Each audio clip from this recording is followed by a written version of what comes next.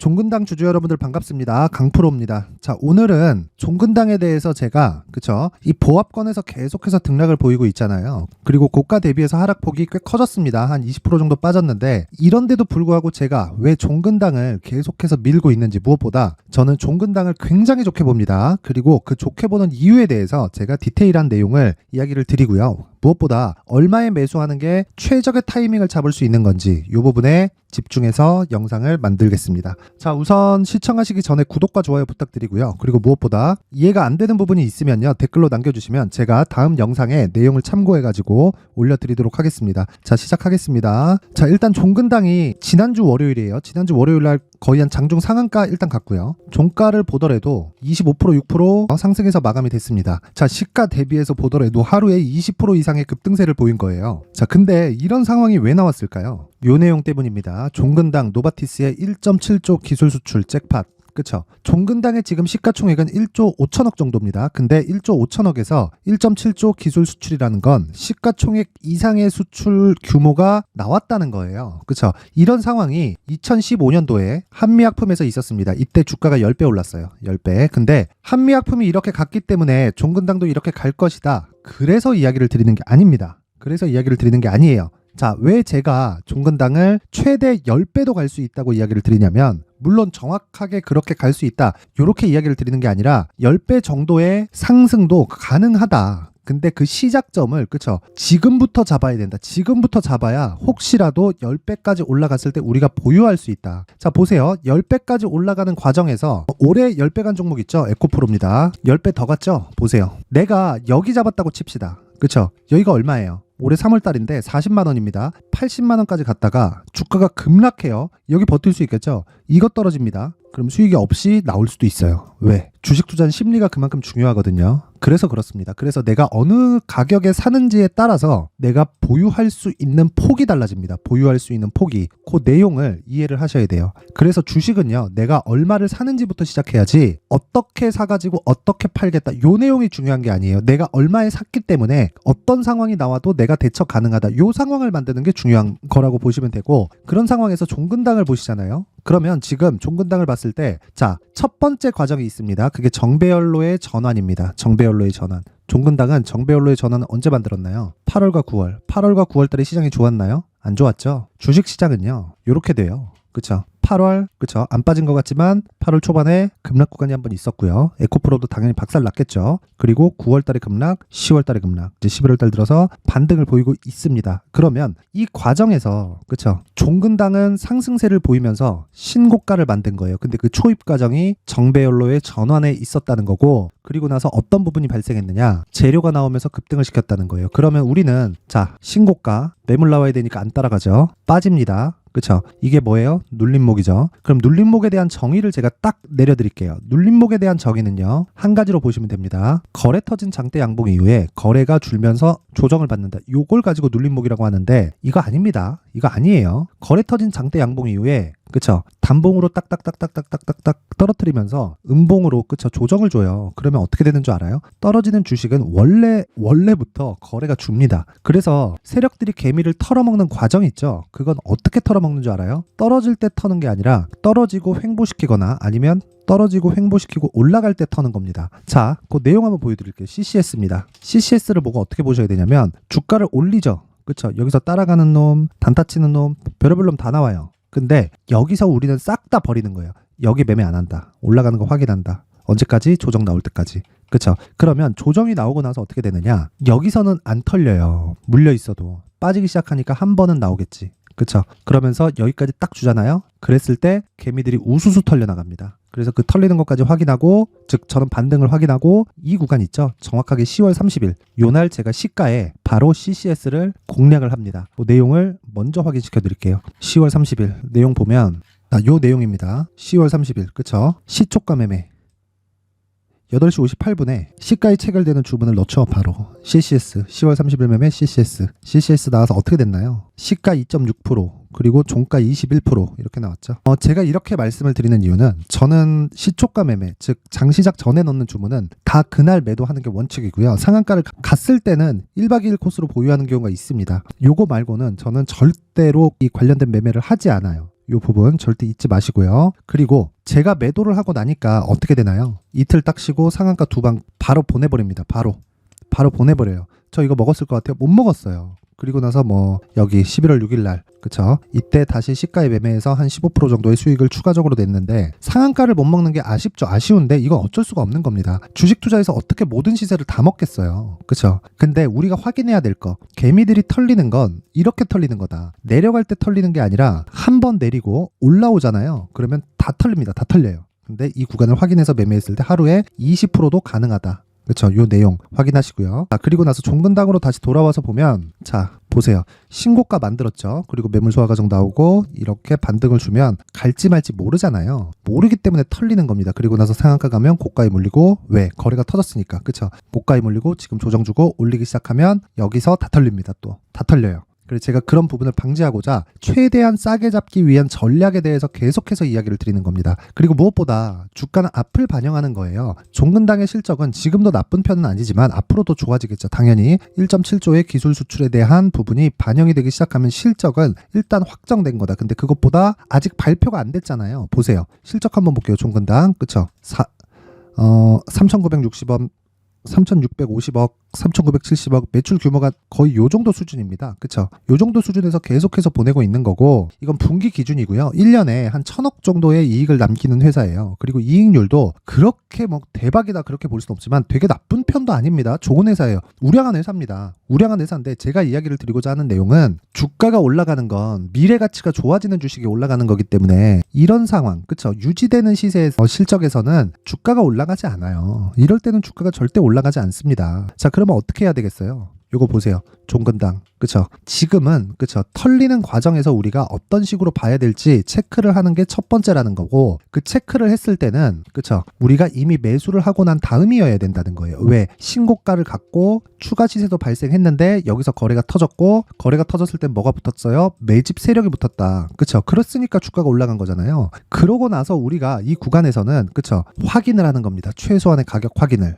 그렇죠. 그 최소한의 가격 확인을 단기 보유 전략이라고 이야기를 드리는 거고 단기 보유 전략은 명확하게 다시 이야기를 드리지만 2주 안에 내가 나올 수 있는 가격대입니다. 나올 수 있는 가격대. 2주 안에 내가 나올 수 있는 가격대를 만들어 놔야 즉 그 가격을 체크해 놔야 내가 종근당이 정말 10배 가더라도 내가 보유를 할 수 있는 거예요. 지금 가서 10배간 보유할 수 있겠지. 그게 아니라 지금도 고가에서 딱 물리잖아요. 앞서서 말씀드렸지만 20%씩 물린다니까요. 이런 상황을 만들지 말라는 겁니다. 그쵸? 그래서 요 내용을 제가 영상에서 이야기를 드릴 수도 있습니다. 근데 영상 내용이 너무 길어지기 때문에 저도 힘들고요. 종근당의 가격과 단기 보유 전략으로 준비를 해놨으니까 상단에 있는 전화번호로 숫자 3이라고 문자를 보내주시는 분들에 한해서만 제가 종근당의 가격과 단기 보유 전략을 공유해 드리도록 하겠고요. 무엇보다 종근당은 진짜 10배 갈 수 있는 종목입니다. 제약주의 특성이 그래요. 진짜 10배 갈 수 있는 종목이고 무엇보다 우리가 중요하게 생각해야 되는 건 지금 어느 정도의 가격대에 잡는지 시세 초입에 내가 얼마에 잡는지에 따라서 매매의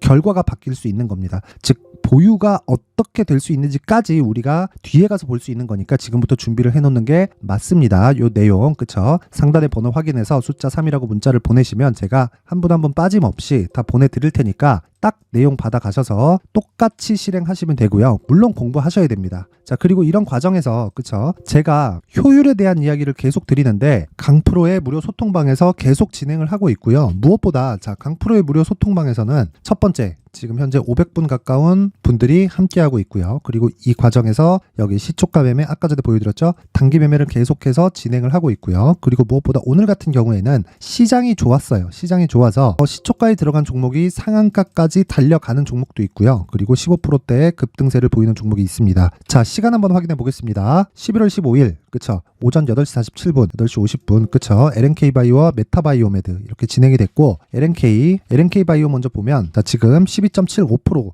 때까지 상승세를 보였고요. 한 10% 정도의 수익권에 있습니다. 근데 아까 전에 말씀드렸죠. 여기 아무리 시세 초입 구간에 있고 신고가를 만들었어도 역배열 과정에서는 추가 시세를 낼 수가 없다. 혹시 나온다고 한다면 다시 조정이 있기 때문에 그런 구간에서 내가 타이트하게 매매를 할 필요가 없어요. 그래서 제가 시초가에 매매한 LNK 바이오에 대해서는요, 정확하게 장 시작하고 나서 시세를 확인을 하죠. 시세를 확인하고 나서 어떻게 하느냐. 8시 41분입니다. LNK 바이오, 그쵸? 시초가 매매 LNK 바이오 10%대 상승. 현재가 8,100원, 8,750원 매도 주문 들어갑니다. 사전에 들어가는 거죠. 아직까지 8,750원까지 오르지 않았습니다. 고가가 8,600원이에요. 그쵸? 그렇다는 건 아직 보유 중이고, 이건 언제까지 보유하느냐. 시초가 매매에서 상한가를 갔을 때는 1박 2일 코스로 보유를 하고요. 상한가를 가지 않으면 종가에 매도합니다. 종가에. 그렇게 매매하는 게 강프로의 시초가 매매고요. 강프로의 무료 소통방에서 계속해서 진행을 하고 있습니다. 그리고 앞서서 말씀드렸었던 내용이었었던 요 내용이죠. 메타바이오메드. 메타바이오메드는 지금 24%까지 상승세가 나왔습니다. 상승세가 나왔고, 제가 평균적으로 한 3종목 정도, 최대 한 3종목이 나가는데 평균적으로 보면 한 종목에서 2종목 정도가 왔다 갔다 합니다. 오늘은 2종목이 끝나는 거고, 많이 나갔을 때는 한 3종목 정도 진행을 한다. 이렇게 보시면 되고, 이건 시초가 매매에서, 즉 단타를 진행했을 때 이렇게 진행한다는 거 이해하시고요. 그리고 무엇보다 오늘 같은 경우에는 어때요? 그쵸? 아직까지 큰 변동의 그런 게 없어요. 그쵸? 그래서 오늘 상한가를 갔을 때는 어떻게 해요? 보유하고 1박 2일 코스. 근데 5,200원대에서 강하게 매물대가 형성돼 있죠. 이런 구간에서는 굳이 도전하지 않는 겁니다. 단지 종가에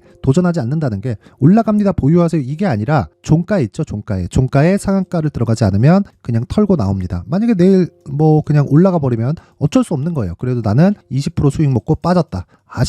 아쉬워요. 저도 최고가를 잡고 싶은데 그게 안 됩니다. 정말 주식이 그래요. 그래서 여러 가지 내용들이 있습니다. 제가 계속해서 종목 관련해서 이야기를 드리고 있고, 어저께는 이렇게 3종목이 나갔는데, 어저께는 오늘처럼 10%, 20%까지 올라가는 종목이 나오지 않았습니다. 한 3%에서 한 4% 정도로 다 끝났어요. 그쵸? 근데 이런 한 10%, 20%짜리 터지는 종목들이 매일 나오는 건 사실상 말이 됩니까? 말이 안 되죠. 그쵸? 그래서 제가 이야기를 드리는 거예요. 오늘은 특별히 잘 나온 거고, 근데 기준이 되는 건 한 가지 내용만 기억하시면 된다는 겁니다. 그래서 오늘 같은 경우에 내용을 보더라도요.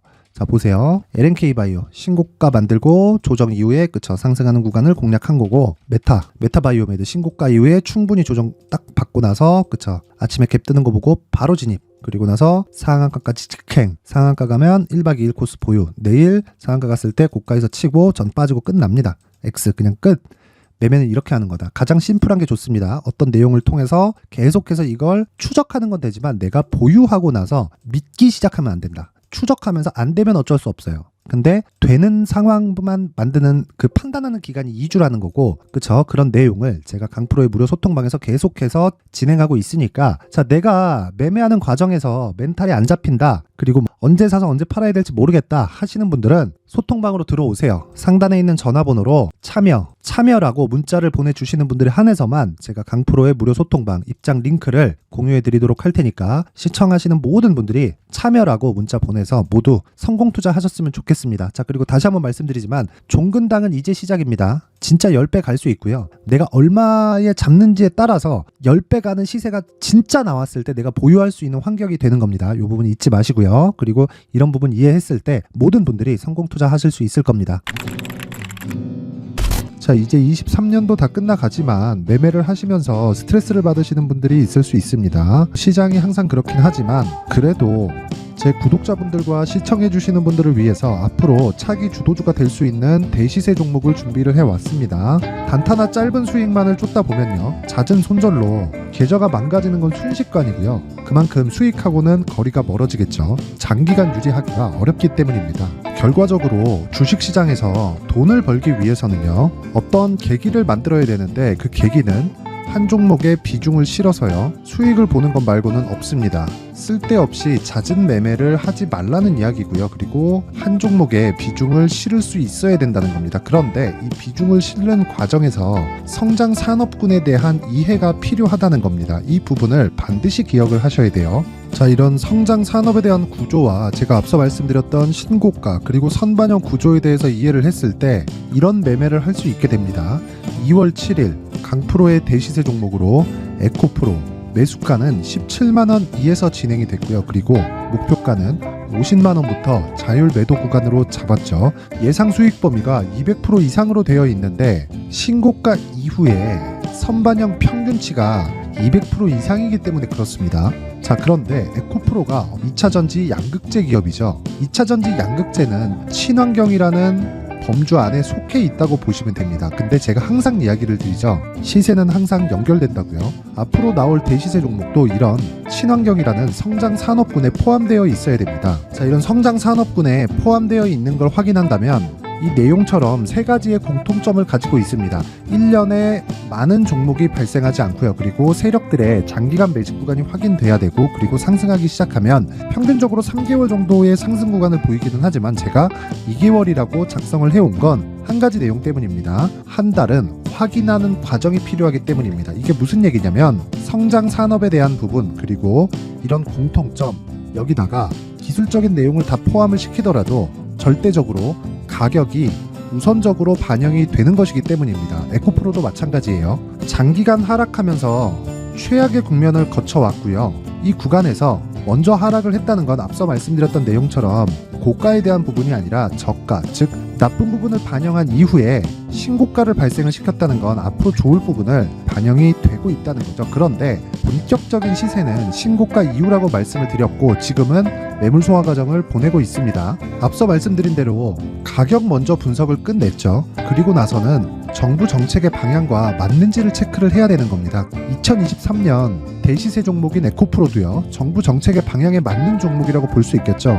물론 이런 종목들도요, 신고가 이후에 시세를 낸다는 건 반드시 기억하고 있어야 됩니다. 자, 이런 내용을 토대로 23년 상반기 에코프로와 같은 대시세 종목을 준비를 해왔습니다. 자, 하반기 대시세 종목은 영상 상단의 전화번호로 대시세라고 문자를 보내주시는 분들에 한해서만 공유해드리도록 할 테니까 영상 상단의 전화번호 확인해서 하반기 대시세 종목으로 큰 수익 내셨으면 좋겠습니다.